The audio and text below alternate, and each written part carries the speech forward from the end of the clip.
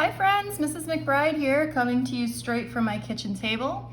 It's with sadness in my heart that I say that this is our last new piece of learning for the entire year. Dun dun dun dun.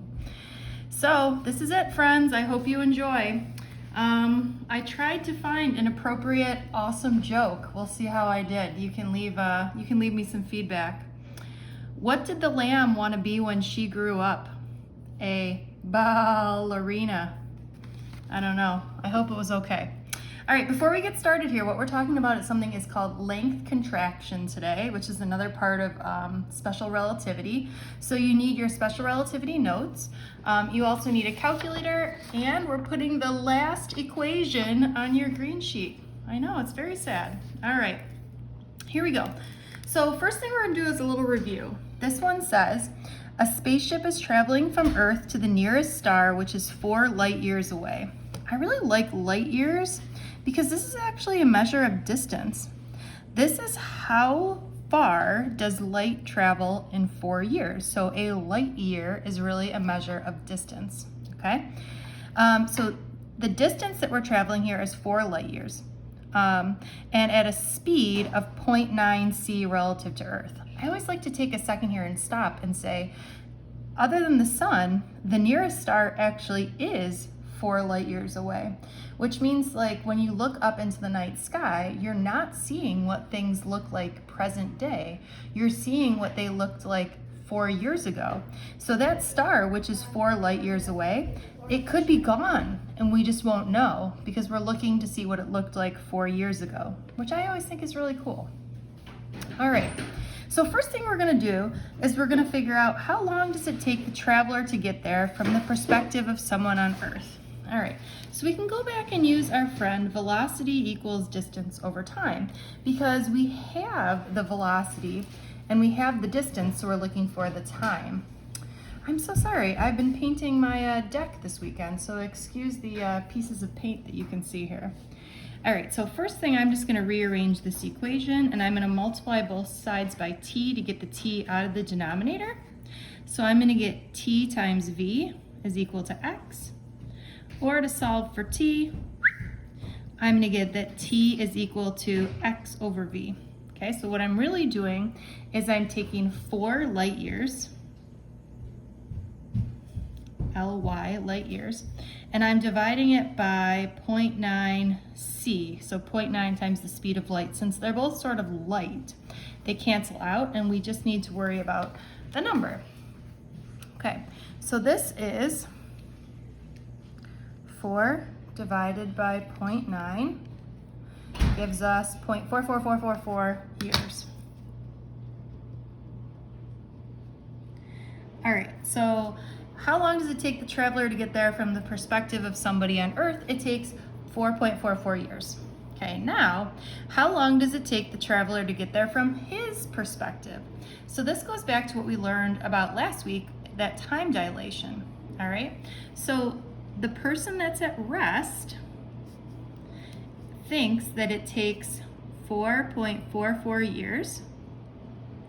The person who's moving, we don't actually know what they think, and we know that the velocity is 0.9 c. So we get to use our friend here that t prime equals t naught times the square root of 1 minus v squared over c squared, okay? So t prime is what we're looking for. T naught, again, is 4.44. And since this is in c and this is c, okay, I really just need to worry about the 0.9. Okay, so I'm going to do what's underneath the square root first. So I've got 1 minus 0.9 squared, which is 0.19. And I'm going to take the square root of 0.19 and get, let's make this 0.44. Wow, this is a lot of 4s. If you enjoy the number 4, you are having a field day here. So this is 4.44 times 0.44.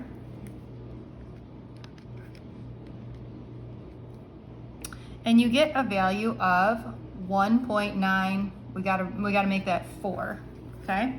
So this guy is thinking that he, the traveler, is that it only takes 1.94 years.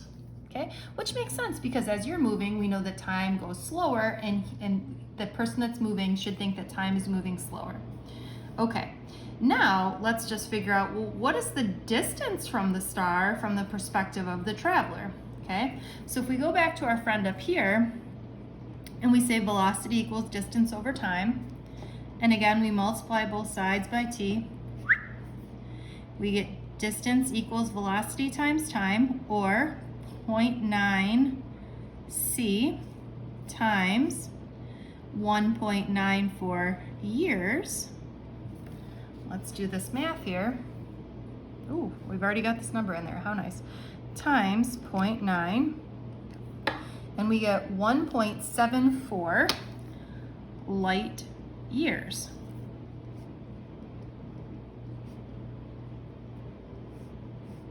Okay, now what I'm saying is, but we actually know that it's 4 light years away. So we know that that's its distance. But the person who's moving thinks it's actually 1.74 light years away. So what that tells us is not only does that person who's moving think that time goes slower, but they actually look shorter and distance is shorter for them, okay? So down here, we can write out that the length of anything moving looks shorter. Okay, so again, this is only the length, not the width or height. Okay, so this is what's called length contraction, okay? And the word contraction just means make shorter, okay? So the length of anything moving looks shorter. And I always think the best example of this is those dashed lines in the middle of like 390. I read somewhere that those lines are actually 8 feet long, but when you're moving really fast, they actually look shorter. So this would be a real life example of length contraction. Okay, now again, only the length, not the width or the height. So it's not like they look, they don't look skinnier, do you know what I mean? So they just look shorter, okay? And you're gonna love this because the formula looks very similar. It's L prime, see if you can guess what's next, equals L naught times the square root of 1 minus v squared over c squared. Okay, where again, L prime is the moving length, and L naught is the stationary or original length. Okay? Drum roll, please. The last equation of the year. I can't believe it.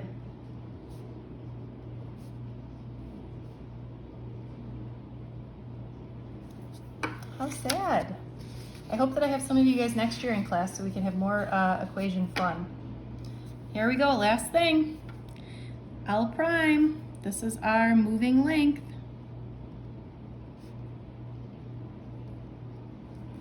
And we've got L naught, this is our stationary slash original length. Okay. Last sample problem of the year. I can't believe it. All right, so last one of the year says, there are 2 identical spaceships which are 100 meters long. One ship, we'll call this ship A, is at rest, and the other ship B is traveling at 0.8 C. Okay? So from the perspective of ship A, what is the length of each ship? Okay, so here we go. So here's A, and it's not moving. And here is B. I know, my drawings are just really great. I am so sorry, that timer is going off. Give me 1 second.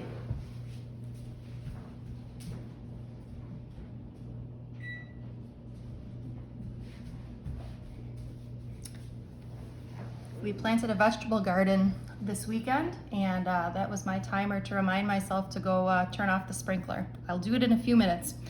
We've got an exciting problem to solve. Okay, so we're going to use the equation L prime equals L naught times the square root of 1 minus v squared over c squared. So ship A, from the perspective of ship A, what is the length of each ship? Okay, so we're looking for what is the moving length, right? Where we know that the original length is 100 meters. And again, since this is 0.8c, we're not going to worry about that, and we're just going to do 0.8 squared. Okay? Here we go. So doing the inside here, we've got 1 minus 0.8 squared, and then we're going to take the square root of this. Oh, what a nice answer. Okay, which is going to give us 0.6. All right, even I can do this math. So 100 times 0.6 is going to give us a value of 60 meters. Or, from the perspective of ship A, the length of each ship would be what? So A would think that she has a length of 100 meters, and B, she has a length of 60 meters. Okay? So from the perspective of ship B, what is the length of each ship? All right, so what does B think? So here's B, and here's A. Okay? So B sees A moving away from him at 0.8c, okay? And he thinks that he has a velocity of 0. Hey, this problem looks pretty familiar, right? Okay, so doing the math here, that means that B thinks that he is 100 meters, but thinks that A is only 60 meters. Okay, so who is right? Well, it turns out they both are. This is what they view from their perspective. This is what they observe from their point of view.